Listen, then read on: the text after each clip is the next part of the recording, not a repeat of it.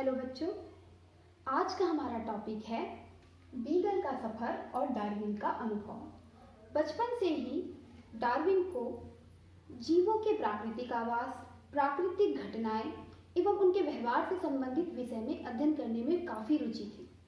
वे हमेशा इन्हीं विषय से संबंधित जानकारी जुटाने में लगे रहते थे। लगभग 200 साल पहले की बात है। डार्विन ने जीवों की विविधता एवं उस पर प्रकृति के प्रभाव का गहरा अध्ययन किया। सन 1831 में उन्हें इंग्लैंड से दक्षिण अमेरिका होते हुए पृथ्वी के कई महाद्वीपों में सैर करने का मौका मिला। इनमें उनके कप्तान साथी के रूप में HMS बीगल नामक यात्री मौजूद थे। ये यात्रा उन्होंने इस उद्देश्य से तय की थी कि उन्हें उन महाद्वीपों के कई स्थानों के नक्शे तैयार करने थे, उनसे संबंधित जीवों के जैविक विविधताओं का अध्ययन करना था और उन क्षेत्रों में पाए जाने वाली खनिज संपदाओं के बारे में जानकारी इकट्ठा करना था। बीगल और डार्विन का सफर 27 दिसंबर 1831 से शुरू होकर लगभग 2 अक्टूबर 1836 पर खत्म हुआ। ध्यान रखिएगा, ये महत्वपूर्ण वस्तुनिष्ठ प्रश्न है कि बीगल और डार्विन का सफर कब शुरू हुआ था। तो बीगल और डार्विन का सफर सन 1831 में 27 दिसंबर से शुरू होकर 2 अक्टूबर 1836 में खत्म हुआ। अपने सफर के दौरान डार्विन ने बहुत सारी महत्वपूर्ण बातों का अवलोकन किया। तो चलिए देखते हैं कि डार्विन ने किन महत्वपूर्ण बातों का अवलोकन किया। डार्विन के अवलोकन। सफर के दौरान डार्विन ने समुद्र के पानी के नमूनों का अध्ययन किया, तो उसमें उन्हें कई प्रकार के जीव दिखे और वे चकित रह गए। यहाँ पर उन्हें खाने व खाए जाने की अद्भुत खाद्य श्रृंखला नजर आई। उनके मन में आता रहा, हर तरफ संघर्ष है, मरो या मारो, जो बच सकता है वही बचा रहा। शायद भौगोलिक जरूरत के अनुसार जो ढल गया वही जीव बच जाता है।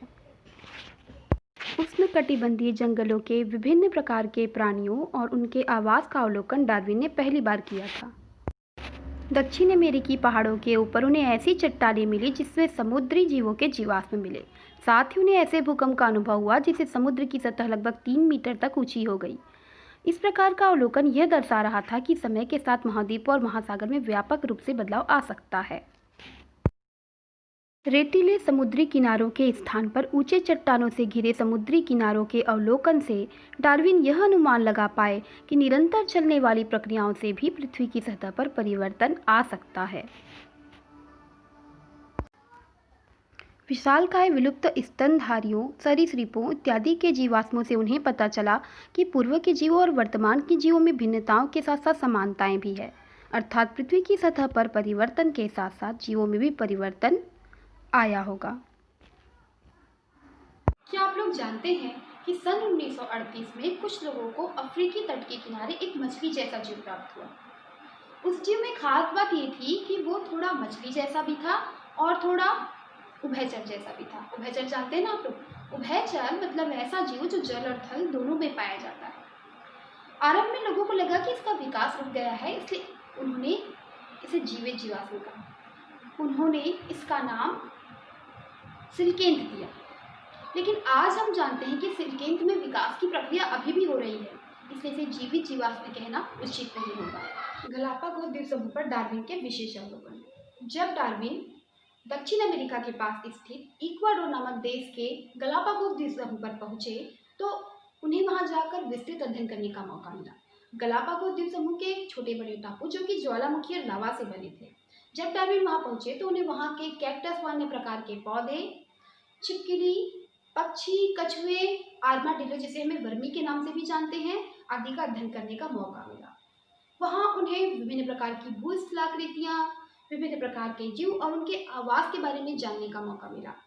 जब डार्विन का सफर आगे बढ़ा तो उन्हें विभिन्न प्रकार के जीवों के रंग, आकार, भोजन और उनके आवास के बारे में जानकारी मिली और इस विषय से संबंधित उन्होंने बहुत सारे तथ्य और प्रमाणों को जुटाया। इन तथ्य प्रमाणों के आधार पर उन्हें बहुत से निष्कर्ष निकालने में सुविधा हुई। विविधता, तथ्य और प्रमाण। हम देख सकते हैं कि हमारे आसपास विभिन्न प्रकार के पेड़ पौधे पाए जाते हैं। सब में कुछ समानता है, जैसे कि सब में जड़, तना, पत्ती, फल, फूल पाया जाता है। लेकिन उसके बावजूद भी सारे पेड़ पौधे समान नहीं। सभी की अपनी अपनी जातियाँ और प्रजातियाँ हैं।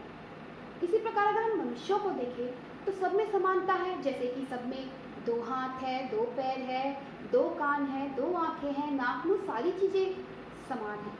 लेकिन फिर भी हम देख सकते हैं कि भारत के लोग चीन जापान से अलग दिखते हैं, अमेरिका इंग्लैंड के लोग अलग दिखते हैं, दक्षिण अफ्रीका के लोग भी हमसे अलग दिखते हैं। भारत में ही बहुत जगह विषमता है, जैसे हम देख सकते हैं कि असम मेघालय के लोग अलग दिखते हैं। इसके अलावा कश्मीर के लोग ठंडे प्रदेश होने के कारण काफ़ी गोरे होते हैं। तो ये हम सब मनुष्यों में समानता होने के बावजूद भी अंतर है। केवल मनुष्य ही नहीं, हम गायों की भी विभिन्न जातियाँ और प्रजातियाँ देख सकते हैं। सभी जीव जंतुओं की विभिन्न जातियाँ प्रजातियाँ पाई जाती है। हम देख सकते हैं कि उनमें समानता होने के बावजूद भी ढेर सारे अंतर हैं, और ढेर सारे अंतर होने के बावजूद कई समानता है। तो जीवों में समानता के साथ साथ अंतर पाया जाना ही जैविक विविधता होती है। जब डार्विन गलापागोस के द्वीप समूह पर पहुंचे तो उन्हें आर्माडिलो, जिसे हम वर्मी के नाम से भी जानते हैं, का जीवाश्म मिला।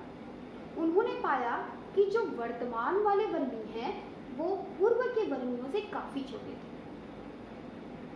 अर्थात पूर्व के वर्मी का जो जीवाश्म पाया गया वो काफी बड़ा था, जबकि वर्तमान के जो वर्मी है उनका आकार काफी छोटा है। तो उन्होंने निष्कर्ष निकाला कि समय के साथ वर्मियों में बदलाव आया है।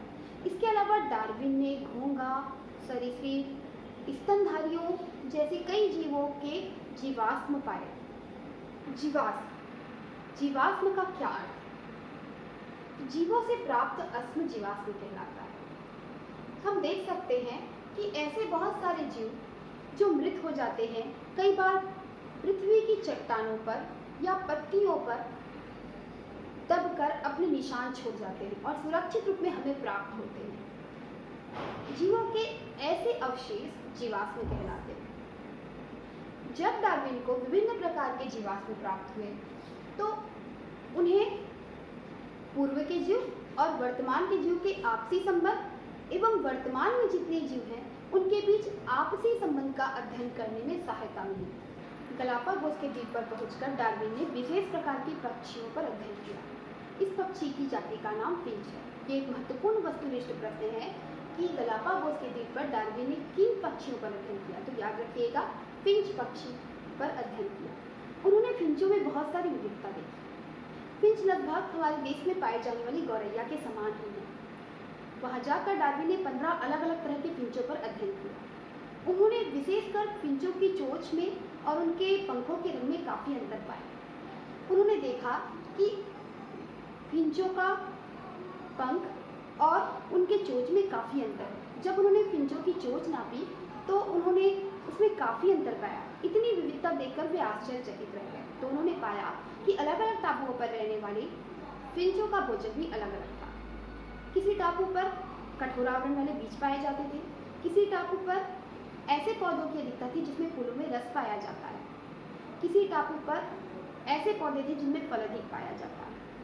उन्होंने निष्कर्ष निकाला कि इक्वाडोर से फिंच एक साथ जब उड़कर गए होंगे तब उनकी जाति प्रजाति एक ही रही होगी, किंतु वहाँ जाकर अलग अलग टापुओं के अलग अलग परिवेश और अलग अलग भोजन को ग्रहण करके उनमें इतनी असमानता उत्पन्न हो गई थी, क्योंकि उन्होंने पाया कि फिंच की प्रजातियों में भी काफ़ी अंतर था।